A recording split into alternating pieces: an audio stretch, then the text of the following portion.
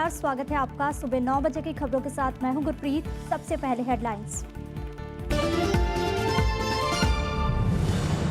BJP कार्यकारिणी बैठक में आज पारित होगा राजनीतिक प्रस्ताव। अमित शाह ने कहा, पंचायत से लेकर संसद तक हो बीजेपी। प्रधानमंत्री नरेंद्र मोदी का संबोधन आज।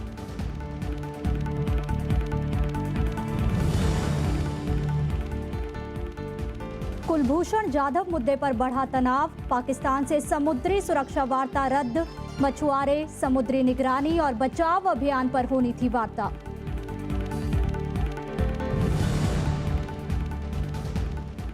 एमसीडी चुनाव से पहले बीजेपी की बड़ी कार्रवाई। 5 मौजूदा पार्षद समेत 21 कार्यकर्ता पार्टी से निष्कासित। आज जारी होगा घोषणा पत्र।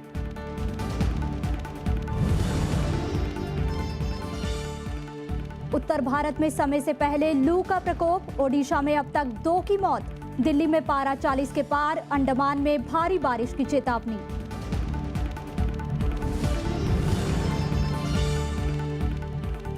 सिंगापुर ओपन बैडमिंटन फाइनल में आज 2 भारतीयों के बीच मुकाबला। के श्रीकांत और बी साई प्रणीत होंगे आमने सामने। मैच पर टिकी सबकी निगाहें। अब खबरें विस्तार से। ओडिशा में बीजेपी कार्यकारिणी की बैठक का आज दूसरा और आखिरी दिन है। आज बैठक में मिशन 2019 पर चर्चा होगी और इसे अंतिम रूप दिया जाएगा। प्रधानमंत्री नरेंद्र मोदी भी आज बैठक को संबोधित करेंगे। इससे पहले शनिवार को बीजेपी अध्यक्ष अमित शाह ने बैठक को संबोधित किया। अमित शाह ने इस साल होने वाले विधानसभा चुनावों में जीत का भरोसा जताया। बैठक से पहले प्रधानमंत्री नरेंद्र मोदी ने भुवनेश्वर में रोड शो किया। 5 राज्यों के चुनाव नतीजों से जोश से भरी बीजेपी की 2 दिन की राष्ट्रीय कार्यकारिणी की बैठक भुवनेश्वर में शुरू हो गई है। इसमें पार्टी का मुख्य एजेंडा पूर्वी और तटीय राज्यों में संगठन को विस्तार देना है। साथ ही अन्य राज्यों में होने वाले विधानसभा चुनाव के साथ 2019 के आम चुनाव और दूसरे मुद्दों पर भी चर्चा होगी। हारे हुए दल ईमानदारी से हार को स्वीकार करेंगे, लेकिन अब वो हारने का बहाना ढूंढ रहे हैं और उस बहाने में ईवीएम की चर्चा हुई है। इस साल होने वाले हिमाचल प्रदेश, गुजरात और कर्नाटक के चुनाव में भी निर्णायक विजय प्राप्त करेंगे। बैठक में प्रधानमंत्री नरेंद्र मोदी, बीजेपी के राष्ट्रीय अध्यक्ष अमित शाह, बीजेपी शासित राज्यों के मुख्यमंत्री, केंद्रीय मंत्रियों समेत पार्टी के कई वरिष्ठ नेता मौजूद हैं। पिछले महीने ओडिशा के स्थानीय निकाय चुनाव में मिली जीत के बाद पार्टी का पूरा जोर ओडिशा विधानसभा पर है। ऐसे बहुत सारे क्षेत्र हैं जहां बीजेपी को आगे बढ़ना है। केरला, तमिलनाडु, त्रिपुरा, बंगाल, तेलंगाना, नॉर्थ ईस्ट के कुछ क्षेत्र, इन क्षेत्रों में भाजपा का विस्तार होना है और वर्किंग कमेटी के सारे लोग 15 दिन समय देंगे, बूथों पर जाएंगे और रहेंगे। और अध्यक्ष जी स्वयं इस कार्यक्रम में 3-4 प्रदेशों में बूथ पर रहने वाले हैं। इससे पहले राष्ट्रीय कार्यकारिणी बैठक में हिस्सा लेने पहुंचे प्रधानमंत्री नरेंद्र मोदी का भुवनेश्वर में स्वागत करने के लिए सड़कों पर भारी भीड़ जमा थी। बाद में प्रधानमंत्री ने यहां रोड शो भी किया। उनका काफिला जनता मैदान में पहुंचा, जहां बीजेपी कार्यकारिणी की बैठक चल रही है। 2 दिन की राष्ट्रीय कार्यकारिणी को प्रधानमंत्री नरेंद्र मोदी और बीजेपी अध्यक्ष अमित शाह संबोधित करेंगे। इसके अलावा पार्टी रणनीति पर भी व्यापक चर्चा होगी। ओडिशा में 20 साल बाद राष्ट्रीय कार्यकारिणी की बैठक हो रही है। भुवनेश्वर से प्रणव गोस्वामी, राज्यसभा टीवी। बीजेपी कार्यकारिणी की बैठक से पहले प्रधानमंत्री नरेंद्र मोदी ने आज भुवनेश्वर राजभवन में स्वतंत्रता सेनानियों के परिजनों से मुलाकात की। उन्होंने देश में आजादी में उनके योगदान की सराहना की। मुझे खुशी इस बात की है कि इतिहास की इस महान बलिदान की गाथाओं को बनाने में जिनके पूर्वजों ने प्राण की बाजी लगा दी, उन परिवारजनों के दर्शन करने का सौभाग्य मिला है। बैठक पर ज्यादा जानकारी के लिए हमारे संवाददाता प्रणव गोस्वामी सीधे भुवनेश्वर से हमारे साथ जुड़ गए हैं। प्रणव, बीजेपी कार्यकारिणी की बैठक का आज आखिरी दिन है। मोदी भी प्रधानमंत्री मोदी बैठक को संबोधित करेंगे, साथ ही राजनीतिक प्रस्ताव पारित होने की भी बात कही जा रही है। तो क्या कुछ खास हो सकता है इस प्रस्ताव में? बैठक का सवाल है, एक बात बिल्कुल साफ है कि पूरी बैठक में भले ही दूसरे तमाम मुद्दों पर बातचीत हो, लेखा जोखा रखा जाएगा 3 साल के जो एनडीए सरकार के कामकाज है उसका, साथ में जो हाल में जो विधानसभा चुनाव में जीत दर्ज हुई है उसको किस तरह से उसमें जो स्ट्रेटजी थी, जो उसमें रणनीति थी वो क्या थी, और आने वाले विधानसभा चुनाव में कैसे उस रणनीति पर चलकर जीत दर्ज की जाए, इन पर जरूर बात होगी। लेकिन इतना जरूर साफ है, जिस तरह से कल प्रधानमंत्री नरेंद्र मोदी ने रोड शो किया एयरपोर्ट से लेकर जो बैठक स्थल जनता मैदान है वहां तक, और उसके बाद आज जिस तरह से वो जो स्वतंत्रता सेनानी 1857 के जो पाइका विद्रोह में जो स्वतंत्रता सेना थी उनके परिजनों से मुलाकात की, अब लिंगराज मंदिर में उन्होंने दर्शन किए, वहां जलाभिषेक किया। एक बात साफ है कि जो नॉन रूलिंग बीजेपी जो राज्य है वहां पर कैसे अपनी पैठ बनाई जाए, और खासतौर पर उड़ीसा में कैसे जो एंटी इनकम्बेंसी फैक्टर है, पिछले 17 सालों से नवीन पटनायक यहाँ पर सत्ता में है, कैसे उसका फायदा उठाया जाए वो साफ है। हर एक संकेत यही दे रहा है कि सीधे प्रधानमंत्री जनता से कनेक्ट करने की कोशिश कर रहे हैं इस पूरी बैठक के माध्यम से, और जनता से भी मिल रहे हैं। और साथ ही साथ जिस जनता मैदान में पूरी कार्यकारिणी की बैठक हो रही है उसको समर्पित किया गया है भीम बोई को। भीम बोई बहुत बड़े उड़िया के एक कवि रहे हैं और वो दलित समुदाय से आते हैं। दलित समुदाय जो कि 17% से ज्यादा वोटर्स हैं उड़ीसा में दलित समुदाय का। तो संकेत साफ है, जिस तरह पीएम मिल रहे हैं उड़ीसा में अपनी जो बीजेपी की जो जमीन है जो अभी तक बहुत कमजोर है उसको कैसे मजबूत किया जाए, इस पर भी चर्चा होगी, और बाकी सारे तमाम मुद्दों पर चर्चा होगी। आज जिस तरह से प्रस्ताव पारित किए जाएंगे और उसके बाद 3 बजे प्रधानमंत्री का संबोधन होगा, जिसके बाद बैठक का समापन होगा। जी, बहुत बहुत शुक्रिया प्रणव इस तमाम जानकारी के लिए। आगे बढ़ते हैं। बीजेपी के खिलाफ किसी भी दल से हाथ मिलाने के मायावती के ऐलान को समाजवादी पार्टी ने हाथों हाथ लिया है। पार्टी अध्यक्ष अखिलेश यादव ने नए गठबंधन में पूरी भूमिका निभाने की बात कही। कांग्रेस ने भी इसे अच्छी सोच बताया। समाजवादी पार्टी के अध्यक्ष अखिलेश यादव ने उत्तर प्रदेश में भावी गठबंधन को लेकर बड़ा बयान दिया है। उन्होंने कहा कि बीजेपी के झूठे वादों के खिलाफ वो गठबंधन के लिए तैयार हैं। अखिलेश ने कहा कि राजनीतिक स्तर पर नया रास्ता तैयार होना चाहिए। आने वाले समय में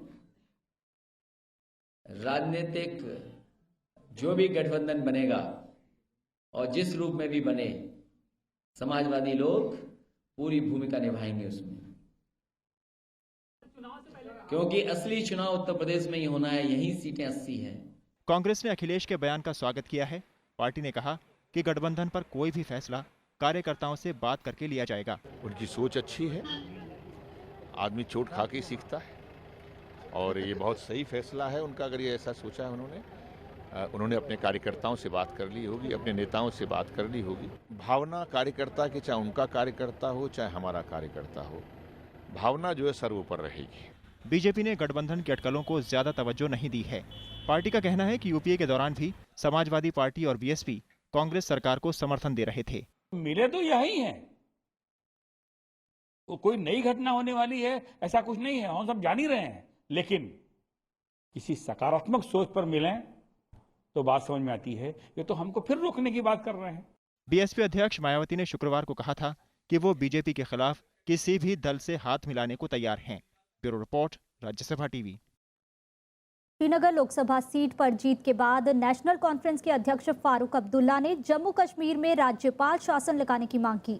वहीं राज्य सरकार ने फारूक अब्दुल्ला पर हालात पर राजनीति करने का आरोप लगाया। जम्मू कश्मीर में श्रीनगर लोकसभा उपचुनाव में नेशनल कॉन्फ्रेंस ने जीत दर्ज की है। नेशनल कॉन्फ्रेंस के अध्यक्ष फारूक अब्दुल्ला ने पीडीपी के नजीर अहमद खान को हराया। चुनाव जीतने के बाद फारूक अब्दुल्ला ने मतदाताओं का शुक्रिया अदा किया और प्रदेश में राज्यपाल शासन लगाए जाने की मांग की। श्रीनगर लोकसभा उपचुनाव 9 अप्रैल को हुए थे। पहले ये सीट सत्तारूढ़ पीडीपी के पास थी। गवर्नर से अपील करता हूं और प्रेसिडेंट ऑफ इंडिया से अपील करता हूं कि इस हुकूमत को बर्खास्त करके प्रेसिडेंट गवर्नर रूल लगाया जाए, जिसमें लोगों को कुछ आसानियां और सहूलियतें मिल सकें। साल 2014 के लोकसभा चुनावों में अब्दुल्ला पीडीपी के तारिक हमीद कर्रा से चुनाव हार गए थे। इसके बाद कर्रा ने पीडीपी और लोकसभा से इस्तीफा दे दिया था। जिस तरीके का वो वहाँ पोलराइज कर रहे हैं और पत्थरबाजों को, एंटी नेशनल्स को इंस्टिगेट कर रहे हैं, ये वहाँ की सुरक्षा के लिए एक रोटियां सेकने वाली बात है, राजनीतिक रोटियां सेकने की बात है। वहीं सिक्किम की अपर वुर्तुक विधानसभा क्षेत्र में हुए उपचुनाव के नतीजे आ गए हैं। सत्तासीन दल सिक्किम डेमोक्रेटिक फ्रंट पार्टी के उम्मीदवार डीआर थापा विजयी हुए हैं। उन्होंने बीजेपी के सुरेश खन्ना शर्मा को हराया है। Bureau report, Rajya Sabha TV. Kashmir घाटी के पुलवामा में शनिवार को फिर सुरक्षा बलों और लोगों के बीच हिंसक झड़प हुई। इसमें 20 लोग घायल हुए हैं। पुलिस के मुताबिक डिग्री कॉलेज के करीब पुलिस ने बैरिकेड लगाया था। इस दौरान कुछ युवकों ने सुरक्षा बलों पर पथराव शुरू कर दिया। बेकाबू भीड़ को काबू करने के लिए सुरक्षा बलों ने लाठीचार्ज और आंसू गैस के गोले छोड़े। इधर जम्मू में सेना अध्यक्ष जनरल बिपिन रावत ने जम्मू कश्मीर के राज्यपाल NN वोहरा से मुलाकात की और कश्मीर के सुरक्षा हालात पर चर्चा की।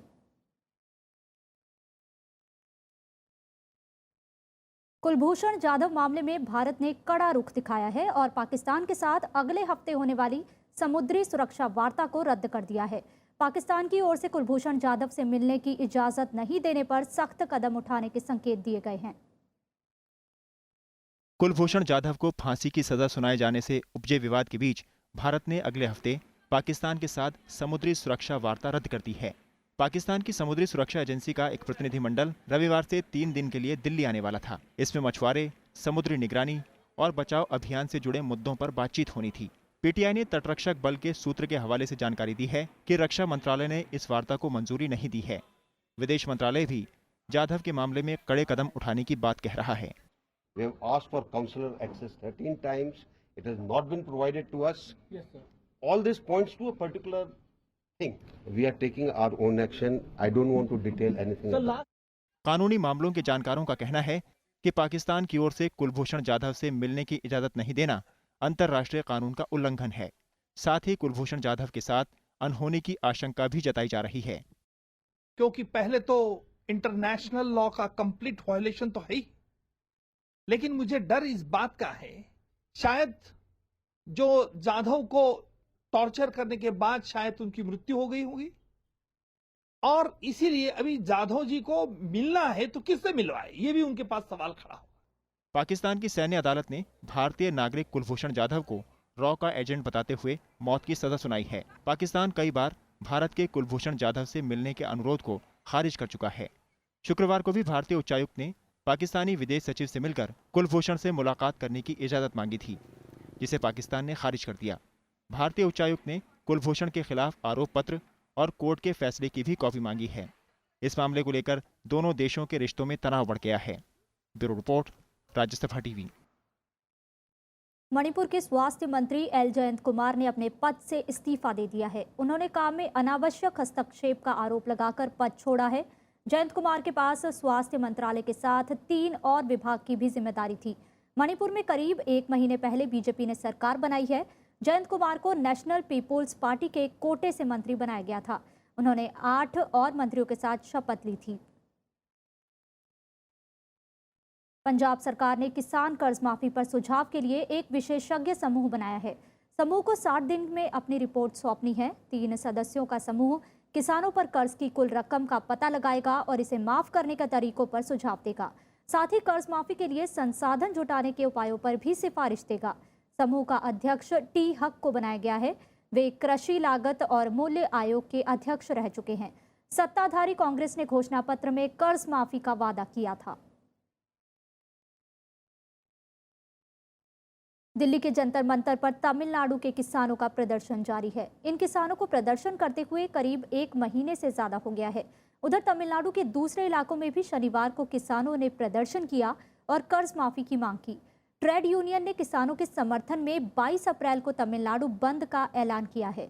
एक रिपोर्ट के मुताबिक तमिलनाडु में 140 सालों में पहली बार इतना भयंकर सूखा पड़ा है। सूखे के कारण 140 से ज्यादा किसान आत्महत्या कर चुके हैं। खबरें जारी हैं, रुकते एक छोटे से ब्रेक के लिए।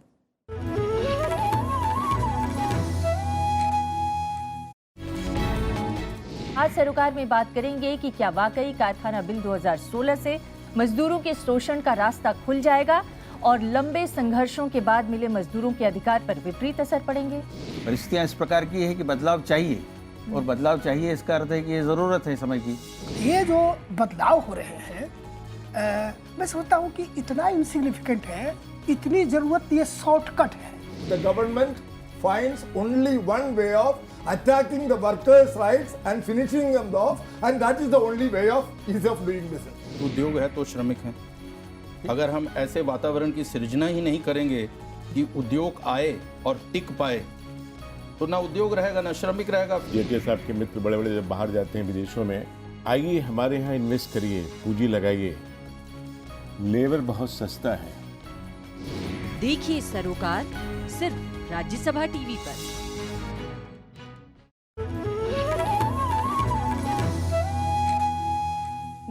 ब्रेक के बाद स्वागत है। महाराष्ट्र के समुद्र में डूबने से कर्नाटक के 8 छात्रों की मौत हो गई। बेलगाम में मराठा इंजीनियरिंग कॉलेज के 47 छात्र पिकनिक मनाने सिंधुदुर्ग के व्यारी तट पर आए थे।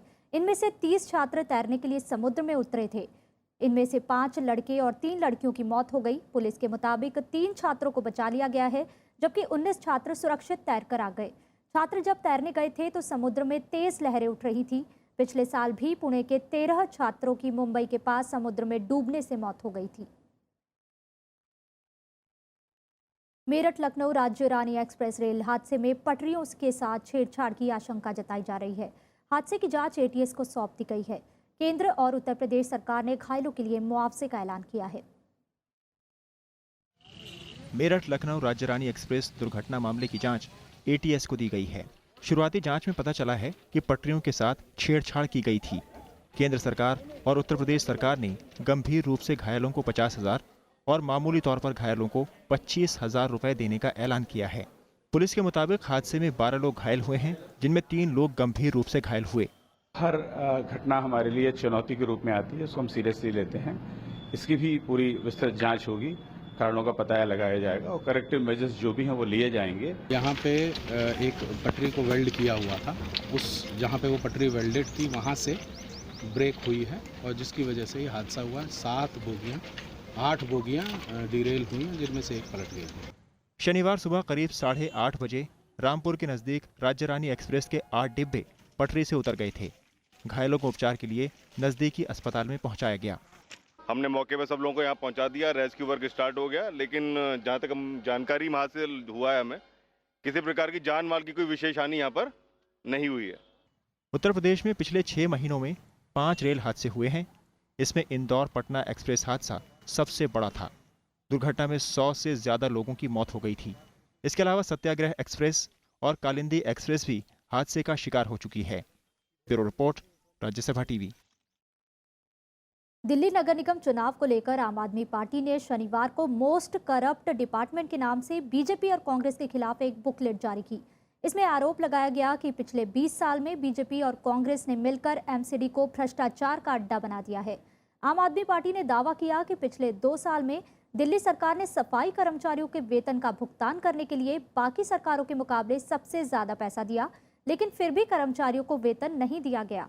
बुकलेट में और कई आरोप लगाए गए हैं। साथ ही दावा किया गया है कि वे नगर निगम चुनाव जीतते हैं तो 1 साल में दिल्ली को साफ सुथरा बना देंगे और निगम चुनाव में भ्रष्टाचार मुक्त करके घाटे से उबार देंगे निगम को। मतलब इतना फंड एलोकेट नहीं हुआ, सबसे ज्यादा फंड एलोकेट हुआ 2 साल में पिछले, और उसमें से भी इन लोगों ने डाइवर्ट किया। पिछले वर्षों में इससे कम मिलता था और उसमें प्रिंसिपल अमाउंट जो लोन था वो कटता था, ब्याज का काटा जाता था। उसके बावजूद अधिक से अधिक पैसा देने के बावजूद ना सफाई कर्मचारी की तनख्वाह दे पाए, ना चिकनगुनिया डेंगू जैसी बीमारियों के लिए फॉगिंग वगैरह ठीक से करा पाए, ना टीचर्स की तनख्वाह दे पाते हैं, ना अस्पतालों में तनख्वाह दे पाते हैं डॉक्टर्स की। सारे कर्मचारी परेशान, सारी जनता परेशान, सफाई नहीं करवा पा रहे, तो कहाँ जा रहा है वो पैसा। दिल्ली बीजेपी ने एमसीडी चुनाव से पहले बड़ी कार्रवाई करते हुए पार्टी के मौजूदा 5 पार्षदों समेत 21 कार्यकर्ताओं को पार्टी से 6 साल के लिए निष्कासित कर दिया है। इन नेताओं पर पार्टी विरोधी गतिविधि का आरोप है। 5 मौजूदा पार्षदों में पंकज सिंह, कृष्णा गहलोत, प्रवीण राजपूत, संध्या वर्मा और निक्की सिंह को पार्टी के आधिकारिक उम्मीदवारों के खिलाफ चुनाव लड़ने को लेकर निष्कासित किया गया है। इसके साथ ही दिल्ली बीजेपी का युवा चेहरा, पूर्व दिल्ली विश्वविद्यालय छात्र संघ अध्यक्ष मनोज चौधरी को भी पार्टी से 6 साल के लिए निष्कासित कर दिया गया है। बीजेपी ने इस साल होने वाले निगम चुनावों में किसी भी मौजूदा पार्षद को टिकट न देने का फैसला किया था। दिल्ली के 3 नगर निगमों के 272 वार्डों में 23 अप्रैल को मतदान होना है और 26 अप्रैल को मतगणना होगी। बीजेपी ने कल दिल्ली राज्य चुनाव आयुक्त और संसद मार्ग थाने में दिल्ली के मुख्यमंत्री अरविंद केजरीवाल के खिलाफ शिकायत दर्ज कराई है। बीजेपी ने केजरीवाल के उस बयान की शिकायत की है जिसमें उन्होंने चुनाव आयोग को धृतराष्ट्र और बीजेपी को दुर्योधन कहा था। बीजेपी ने इस बयान पर आपत्ति जताते हुए केजरीवाल पर उचित कार्रवाई किए जाने की मांग की। प्रवर्तन निदेशालय ने जाकिर नाइक के करीबी आमिर गजदर के खिलाफ मनी लॉन्ड्रिंग के मामले में चार्जशीट दाखिल की है। 250 पन्नों की चार्जशीट में 5 लोगों के बयान हैं, जिसमें आमिर गजदर, नाइक की बहन और नाइक के संगठन इस्लामिक रिसर्च फाउंडेशन का अकाउंटेंट शामिल है। मनी लॉन्ड्रिंग रोकथाम कानून के मामले में जुड़ी विशेष अदालत इस मामले में अगली सुनवाई सोमवार को कर सकती है। 2 दिन पहले ही कोर्ट ने नाइक के खिलाफ गैर जमानती वारंट जारी किया था। अब बात मौसम की। देश भर में गर्मी का कहर जारी है। शनिवार को देश के कई हिस्सों में तापमान 40 के पार चला गया। राजधानी दिल्ली में अधिकतम तापमान 40.5 डिग्री रहा, जो सामान्य तापमान से 5 डिग्री ज़्यादा है। राजधानी में पिछले 5 सालों में अप्रैल महीने में इतनी गर्मी कभी नहीं पड़ी। वहीं ओडिशा में भीषण गर्मी से अब तक 2 लोगों की मौत हो गई है। राज्य में कई जगहों पर तापमान 40 डिग्री से ज़्यादा दर्ज किया गया। उधर राजस्थान में भी झुलसाने वाली गर्मी और लू का प्रकोप चल रहा है। बाड़मेर सबसे गर्म रहा, जहां अधिकतम तापमान 45.5 डिग्री सेल्सियस दर्ज किया गया। उत्तर प्रदेश के इलाहाबाद में भी तापमान 43.8 डिग्री तक पहुंच गया है। हिमाचल प्रदेश में गर्मी ने अपना असर दिखाना शुरू कर दिया है। प्रदेश का अधिकतम पारा 40 डिग्री सेल्सियस का आंकड़ा पार कर चुका है। हिमाचल में मौसम विभाग ने 20 अप्रैल तक बारिश की संभावना जताई है। वहीं मौसम विभाग ने कहा कि पूर्वी बिहार, पश्चिम बंगाल, असम और मेघालय में अगले 24 घंटे के दौरान आंधी के साथ बारिश होने की संभावना है। पेट्रोल और डीजल की कीमत में शनिवार रात से बढ़ोतरी कर दी गई है। इस बार पेट्रोल के दाम में 1 रुपये 39 पैसे और डीजल के दाम में 1 रुपये 4 पैसे प्रति लीटर की दर से इजाफा किया गया है। भारत की सबसे बड़ी तेल कंपनी इंडियन ऑयल कॉरपोरेशन ने इसकी जानकारी दी। इससे पहले 1 अप्रैल से पेट्रोल 3 रुपये 77 पैसे और डीजल 2 रुपये 91 पैसे सस्ता हुआ था। अंतर्राष्ट्रीय स्तर पर पेट्रोलियम पदार्थ महंगा होने के चलते घरेलू स्तर पर पेट्रोल और डीजल के दामों में बढ़ोतरी की गई है।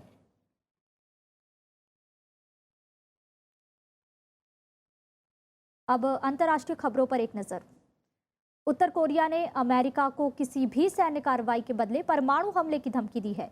उत्तर कोरिया ने शनिवार को अपनी राष्ट्रीय दिवस मनाया। इस दौरान सैन्य शक्ति का प्रदर्शन भी किया गया। उत्तर कोरिया के मुताबिक वो हर अमेरिकी कार्रवाई का मुंहतोड़ जवाब देने के लिए तैयार है। कोरियाई प्रायद्वीप में तनाव घटता नजर नहीं आ रहा है। शनिवार को उत्तर कोरिया की ओर से एक और तल्ख बयान आया। दरअसल शनिवार को उत्तर कोरिया ने अपने संस्थापक किम इल सुंग की 105वीं सालगिरह मनाई।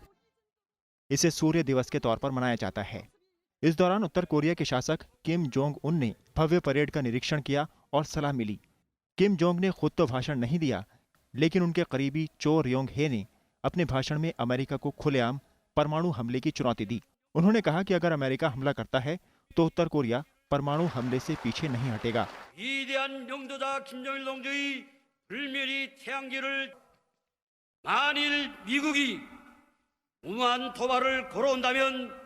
शनिवार को हुई परेड में कई नई मिसाइलों का भी प्रदर्शन किया गया, जिसमें लंबी दूरी की सबमरीन मिसाइलें भी शामिल हैं। परमाणु और बैलिस्टिक मिसाइल कार्यक्रमों के चलते उत्तर कोरिया संयुक्त राष्ट्र के कई प्रतिबंध झेल रहा है। उत्तर कोरिया अब तक 5 परमाणु परीक्षण कर चुका है। शनिवार को छठे परीक्षण की खबरों के बीच अमेरिका ने अपना युद्धपोत कार्ल विंसन कोरियाई प्रायद्वीप की ओर रवाना किया था। तब से ही दोनों देशों के बीच जुबानी जंग भी छिड़ी हुई है। हालांकि चीन बार बार दोनों ओर से संयम बरतने की बात कह रहा है। Bureau report, Rajya Sabha TV. Syria में सरकारी नियंत्रण वाले इलाकों से बाहर निकाले जा रहे लोगों के काफिले पर एक बड़ा आत्मघाती हमला हुआ, जिसमें 100 से ज्यादा लोग मारे गए हैं। मरने वालों में बच्चे, सरकार के समर्थक और विपक्षी लड़ाके शामिल हैं। बस धमाका तब हुआ जब ये काफिला विद्रोहियों के नियंत्रण वाले एक इलाके में रुका था, जो अलेप्पो शहर के बाहर है। बसों में 2 गांव के लोग थे। इन गांवों पर सरकार का नियंत्रण है, मगर इन्हें विद्रोहियों ने घेरा हुआ था, जिसमें वहां के लोग फंसे हुए थे। सरकार और विद्रोहियों के कब्जे वाले इलाके से लोगों को एक समझौते के तहत बाहर निकाला जा रहा है। हमले के बावजूद इस पर अमल जारी रहा और दोनों ही तरफ से बसें लोगों को लेकर सुरक्षित जगहों पर पहुंचती गईं। अब खेल जगत से जुड़ी कुछ खबरें। Singapore open super series badminton tournament में पुरुष एकल का खिताब किसी भारतीय के नाम होगा। फाइनल में पहुंचने वाले दोनों भारतीय हैं। आज नेट पर एक तरफ के श्रीकांत होंगे तो दूसरी तरफ बी साई प्रणीत होंगे। श्रीकांत ने कल खेले गए सेमीफाइनल मुकाबले में इंडोनेशिया के एंथनी सिनसुका गिंटिंग को 21-13, 21-14 से हराकर फाइनल में जगह बनाई। उन्होंने ये मैच 42 मिनट में जीता। आंध्र प्रदेश के प्रणीत का ये पहला सुपर सीरीज फाइनल मुकाबला है। प्रणीत ने कोरिया के ली दोंग क्यून को 21-6, 21-8 से हराकर फाइनल में जगह बनाई। ऐसा पहली बार हुआ है जब किसी सुपर सीरीज मुकाबले में भारतीयों के बीच मुकाबला होगा। एक खास खबर, दुनिया के सबसे ज्यादा बुजुर्ग व्यक्ति की मौत हो गई है। इटली की एमा मोरेनो ने 117 साल की उम्र में आंखें मूंद ली।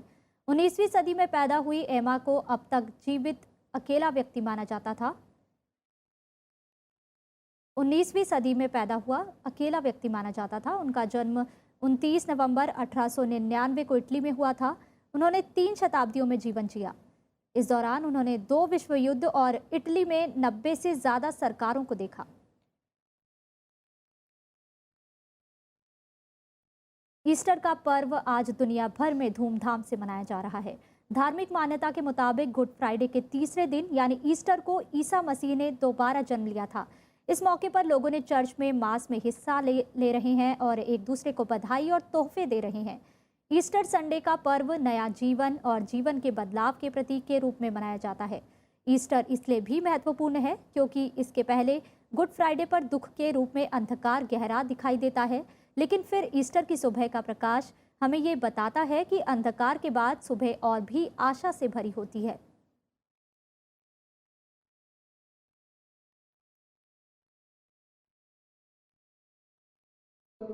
और आखिर में हेडलाइंस।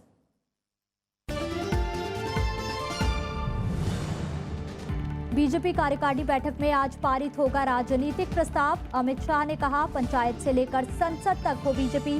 प्रधानमंत्री नरेंद्र मोदी का संबोधन आज।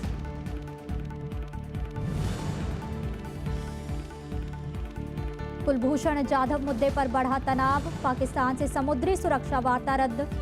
मछुआरे, समुद्री निगरानी और बचाव अभियान पर होनी थी वार्ता।